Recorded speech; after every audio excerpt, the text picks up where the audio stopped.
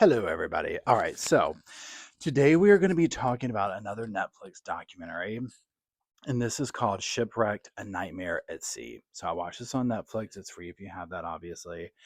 And so this one's a little bit different than what we talk about because it kind of is a little bit of a couple of things here, okay? It is a documentary, so it's not a horror film, and I don't want to say it's true crime because it's not the typical genre of true crime we watch, but I felt like I enjoyed it enough. I wanted to talk about it over here. Okay. So I just gone to the Titanic exhibit in Charlotte, North Carolina, and then I saw this on there, and I was like, you know what? Let me see what this is about. So I watched it, and I was like, okay, yeah, this is like a modern day. It wasn't as big of a devastation, and I'm not trying to compare like, oh, there was as many lives lost, but more lives were lost on the Titanic. Okay, so regardless, one life lost is too many. I'm not trying to diminish that, but I'm also not trying to sit here and completely compare them. But to put things in my perspective after just seeing Titanic and then watching this, I was like, okay, yes, this was very interesting to me. And I think it's worth a watch, and I think you'll like it. Now, usually over here, if you're new here or not, the way I do it is I do like non-spoiler alerts in the beginning. Well, this is different because it's not like there's a spoiler alert. So if you're the type person who's like, well, I just want to know if something's good, but I don't want to know all the stuff to it, just very quickly, I think it's enjoyable. It is about a 2012 situation that took place. We'll get more into details in that after the spoiler alert section. It's told through the lens of like survivor stories, black box information, recordings, people's cell phone footage. So it's a very like personal way of seeing what these people went through on that ship. And it's very eye opening in that way. So I think it's definitely worth a watch. Does it include all the stuff about the case? Absolutely not. If you're like me and you remember the headlines of this, because I was like, I remember this happening, but I don't remember much about it. This was a good intro into it, and then I like started going down the rabbit hole on it. I was like, oh, there's like way more to this, right? But it was a great on the edge of your seat. I did not pick my phone up for this. It had me hooked, so I definitely suggest watching it. Okay, that being said, let's get into the nuts and bolts of the story. So, spoiler alert section, if you're like, I don't want to know any things, I want to be surprised, this is your time to click off, okay? So, and also I'm going to try and get some of these names right. I have them spelled out here. I have my phone in my hand, but just work with me here, okay? So again, this is Shipwrecked: Nightmare at Sea, and this is on Netflix, and it's going over the 2012 incident where the Costa Concordia cruise ship capsized off of Italy's Giglio, I hope I'm saying that right, island. Now, not the director, the captain of the boat was Captain Schettino. I hope I'm saying that right too. So, like I said, it's like cell phone video, black box audio, survivor interviews, all this stuff. Okay, so I'm going to just refer to some of my notes here before we freely talk. So, like I said, this took place. Now, this is like one of those like almost 115,000 ton luxury cruise liners. Okay, so huge boat. They're going, and basically what the captain was going to do was what is called a sail by salute. Okay, somebody on the ship that worked with him lived on this island, and it was like, oh, let's go close and like we'll do whatever. And so the captain decides to do this. Well, apparently he's not paying attention, not doing protocol, whatever. He ends up hitting this massive, massive rock that's kind of like underwater, but not underwater. And it's a 174-foot gash that is put into the hull of the ship, right? It immediately starts taking on water. It's tilting. It's bad, okay? Now, the captain will delay getting help and do anything and basically gaslight everybody. I feel like I can't remember what it said, but it's like for over an hour before they start admitting we have to get people off the boat. Well, it's already too late for 32 people. 32 people would lose their lives in this. And we'll actually hear from some people who their family members perished in this. So essentially, one thing that's going on, and I'm just going to kind of freely talk, but also refer to my notes of the points that I wanted to bring up. So let's talk about the stories and through the survivors. Okay. So there's three main people that I remember. Well, first of all, you're hearing from one dude that was like the last dude to get off the boat. I mean, he's lucky to be alive and he worked there. And he was basically kind of spilling the tea on the captain where he was like, the boat's getting closer to the island, and we're like, why are we this close? Like, what's going? We should not be this close. Then when everything happened, he was like, the boat should have been abandoned within 5 minutes. Like it was that obvious. It was over an hour, right? The captain's like, tell everybody it's an electrical failure. Tell everybody to go back to their rooms. And so you can imagine that the guests are like, well, nothing's wrong. We don't have to go back to her. Like, we'll just go back. They say it's fine. There's nothing to worry about. Literally, they show video of this. So one woman that's there is talking about she's there for her mother's birthday. Okay. And she's talking about her family members and all this. Now, spoiler alert coming up. You hear her throughout the whole thing. Well, eventually you find out her mother dies. Her mother made a decision to do something. I won't get into the details. That was a very unfortunate decision, and one that this young lady, had she gone along with her mother, would have perished as well, right? And I'm not trying to victim blame the mom, but I'm just like there's a certain reason you'll know if you watch it, but it makes your heart break for the scenario, because I was like, well, the mom probably didn't think it was whatever, because I mean the crew, everybody's saying no, you're okay. And it's just shocking. You hear from another couple very heavily with lots of video camera from camera footage. They had just had a baby, and she did not know at the time that she was also pregnant. And when I say just had a baby, it was like a 1 year old. She was also very, very newly pregnant at this time.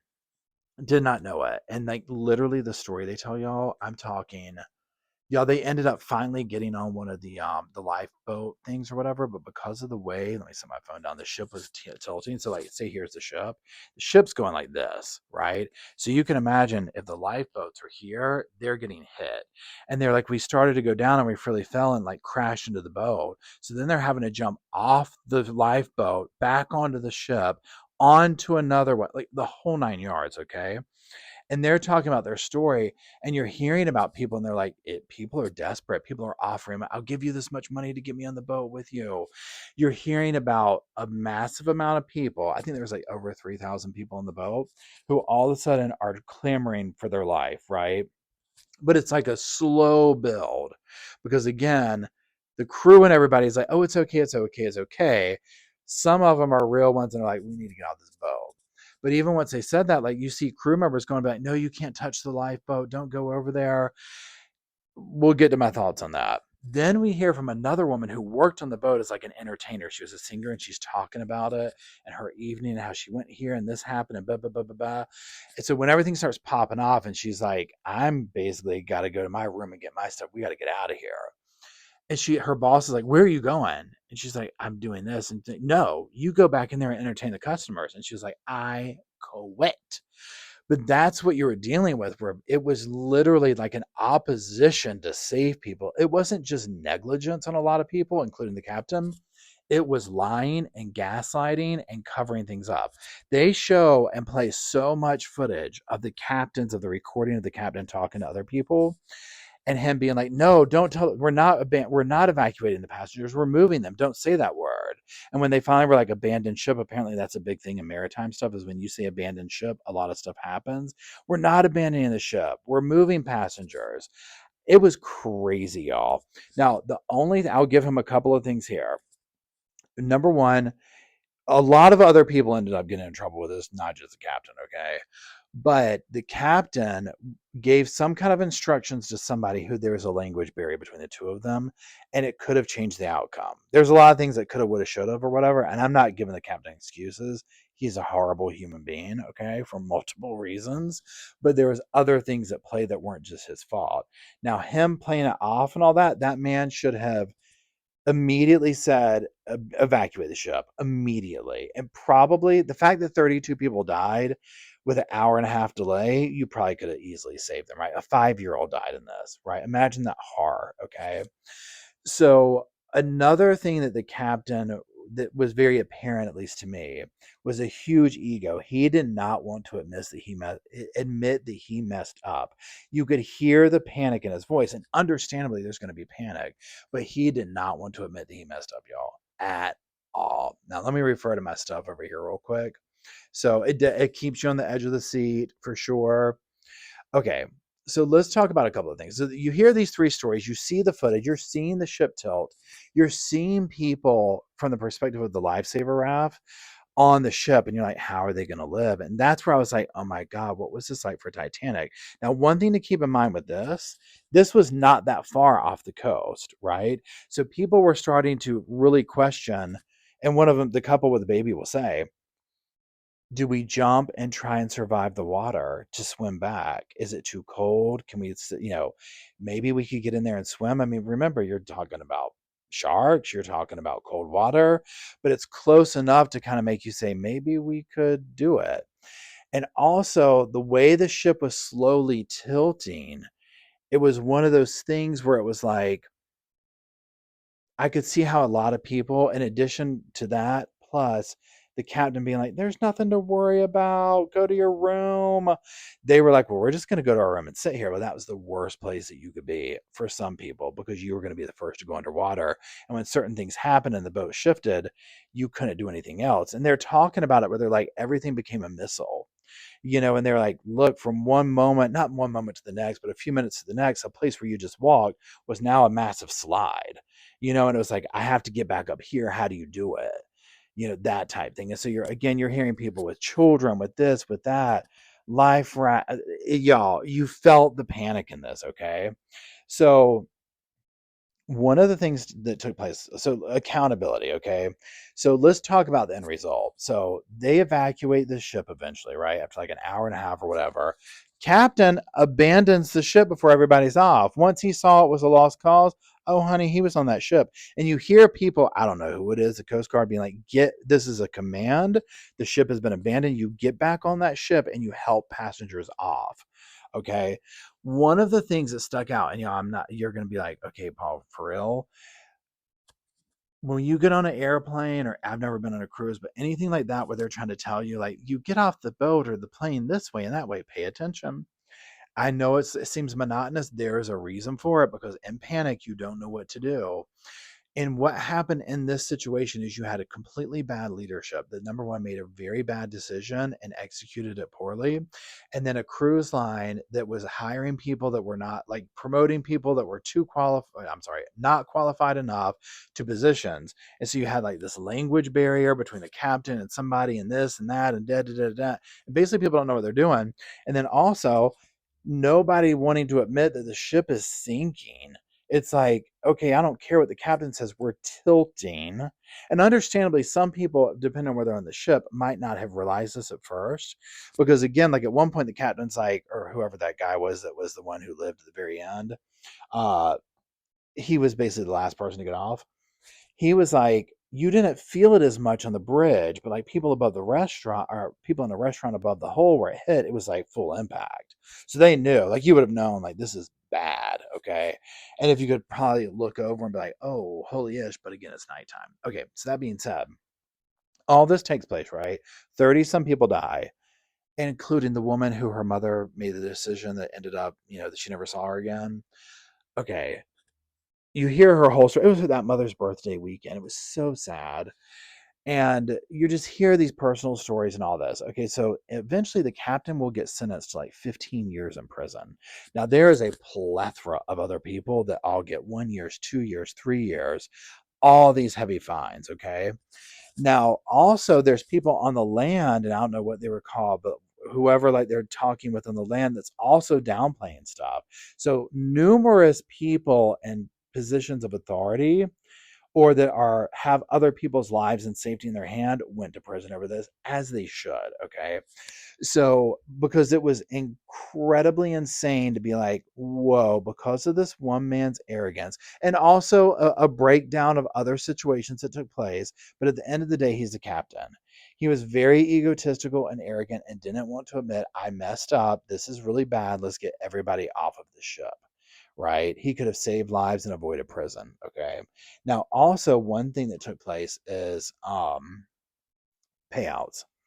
So what ended up happening is basically the cruise line goes to everybody, and these are non-injured, non people who died. So like, say you were just a random person, one of your family members didn't die, you were not harmed. Okay, they basically went to him, and I'm saying these figures off the top of my head. Let me make sure I write them down. Let's see here. Okay, no, I have it right here. Okay, so the restitution was around $12,600, okay, per person, right? Some French families who refused to settle early negotiated much higher private settlements. Meanwhile, the family of victims Gerald and Barbara Heil fiercely fought the courts, the cruise line, I'm sorry, and U.S. courts, and eventually were forced into a confidential settlement. And the captain got 16 years. Now I'm going to list you off a few things here. So he got 10 years for multiple counts of manslaughter, 5 years for causing the shipwreck, 1 year for abandoning his passengers and crew, and 1 month for providing false or misleading statements. Now I'm going to just tell you a few of the years that other people got. So the crisis coordinator on shore got 2 years and 10 months. The cabin service and hotel director got 2 years, 6 months. First officer got 1 year, 11 months. Third officer got 1 year, 11 months. And then helmsman got 1 year and 8 months. And that was for steering errors after the captain's orders. And I think that might have been the person with the language barrier. I can't remember. And then the ship's parent company avoided basically a criminal trial, and they had to pay $1 million. They negotiated a deal with Italian prosecutors to pay a $1 million corporate fine to settle potential corporate charges. Okay, so that being said, um, that part I was like, they only got this, but they wanted to settle, I guess, and they refunded them their money and whatnot. And I'm like, can you imagine? Now, some of the people in this who would have been maybe the first on the lifeboat, they would have definitely been scared to death because by the time you're getting on the life raft, the ship, it's obvious something ain't right. The power is going out. People are screaming. The ship is tilting. It's not good. Okay. And it literally looked like modern day Titanic from people's phones. Y'all, they showed one scene where, and it was the couple with the baby, where they were on there and people are saying that it gives me goosebumps. People are like, my name is Barbara so and so. I'm from this state. People are going around and saying their names and where they're from so that they're, accounted for if their bodies are found. Literally, people were like, this is how we're dying, we are not surviving. And they showed the phone footage, and that was the one where the thing dropped and hit, and they had to abandon the life raft again. And so that was the one also where that couple was talking, and they were like, yeah, basically the ship, like the deck had turned into this big slide. We had to get to this other part. And so we just had to slide. And he's like, will my baby survive? Can we jump from the ship down? Will the baby survive that impact of jumping in the water? And the baby's head got hit really hard on the slide down. And they kind of dragged this out a little bit, but the baby lived because the whole time you're like, oh my God, did the baby die? Like, this is horrifying. Like, did this man's baby die in his arms? And it was just, it's those kind of stories about this whole thing that have you riveted to it.